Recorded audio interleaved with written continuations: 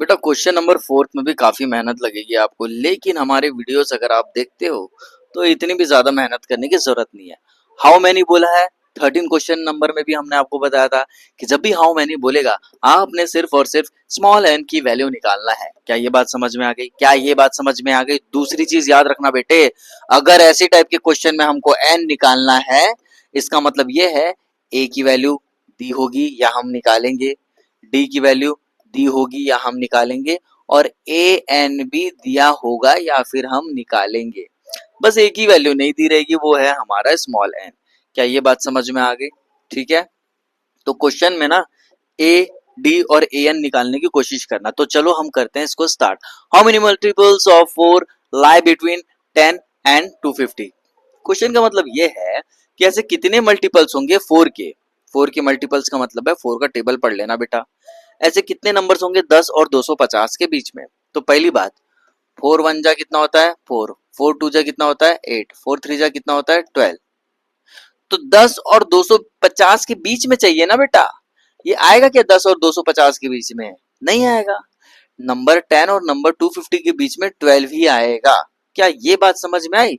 फिर 4 4 जा कितना होगा 16, फिर 4 5 जा कितना होगा 20। क्या बात समझ में आ रही है? इसीलिए तो यहाँ पर लिखा है 12 16 20 24, 12 16 20, 4 6 जा 24। क्या ये बात समझ में आई? ठीक है, ठीक है सर, समझ में आ गई।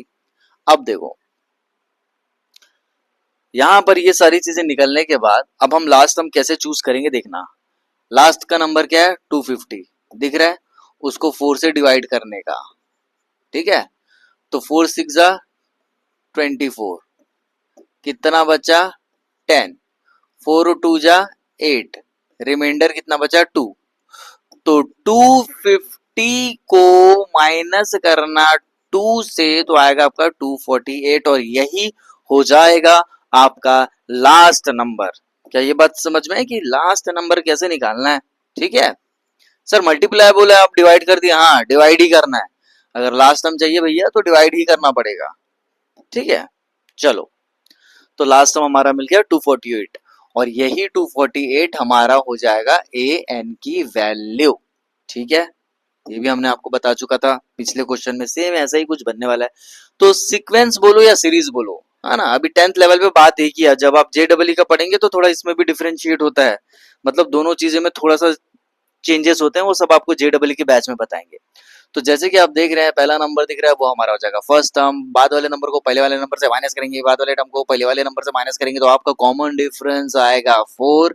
ये आपको समझ में आ गया, और 248 आपका हो जाएगा ए एन की वैल्यू। ऑब्वियसली यही फॉर्मूला आप लगाओगे, और क्या लगाओगे?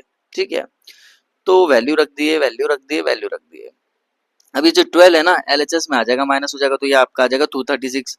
4 इंटू में था, इधर आके डिवाइड हो जाएगा। ये बात समझ में आ गया? तो जब ये कटेगा तो आपकी यहाँ पर वैल्यू आएगी 59। ठीक है, 59 आ गई, आ गई। अब ये जो -1 है इधर आएगा और वो हो जाएगा आपका प्लस, तो 59 + 1 हो जाएगा आपका 6060। Therefore there are 60 multiples of 4 between 10 and 250। तो यही हो जाएगा आपका आंसर। आई होप आपको चीज समझ में आ रही होगी। मिलता है अगले वीडियो में, टिल देन बाय।